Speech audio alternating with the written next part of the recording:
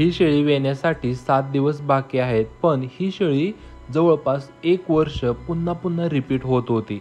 तर आज आपण ह्या व्हिडिओमध्ये आपल्याकडच्या शेळ्या पुन्हा पुन्हा रिपीट होत असतील तर त्याच्यावरती काय उपाययोजना करायला पाहिजे त्याच्याविषयी माहिती बघणार आहे.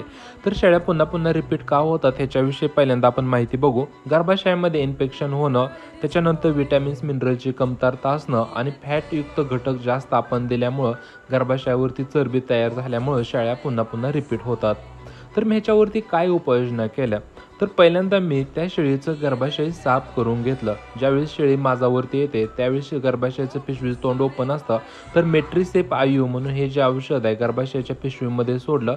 त्याच्यानंतर त्या शेळीला कॉन्सिबो म्हणून जी प्रजनन क्षमता वाढवण्याचं जे औषध आहे कॉन्सिबो, हे कॉन्सिबो पावडर त्या शेळीला कंटिन्यू 20 ग्रॅम 3 महिना ही पावडर दिली. त्याच्यानंतर खुराक हा बॅलन्स केला. खुराकामध्ये जे फॅटयुक्त घटक आहेत जसं की सोयाबीन आहे, तर सोयाबीन पूर्णपणे देणं बंद केलं.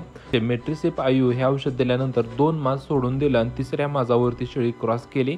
शेळी क्रॉस केल्यानंतर 3 तासामध्ये मी त्या शेळीला गायनारेज हे 2.5 ml इंजेक्शन केलं आणि त्याच्यानंतर शेळी क्रॉस केल्यानंतर 7व्या दिवशी पुन्हा त्या शेळीला गायनारेज हे 2.5 ml इंजेक्शन केलं. तर अशा प्रकारे मी उपाययोजना केल्या. तर तुमच्याकडची शेळी पुन्हा पुन्हा रिपीट होत असेल तर तुम्ही अशा प्रकारचं उपाययोजना करू शकता. धन्यवाद.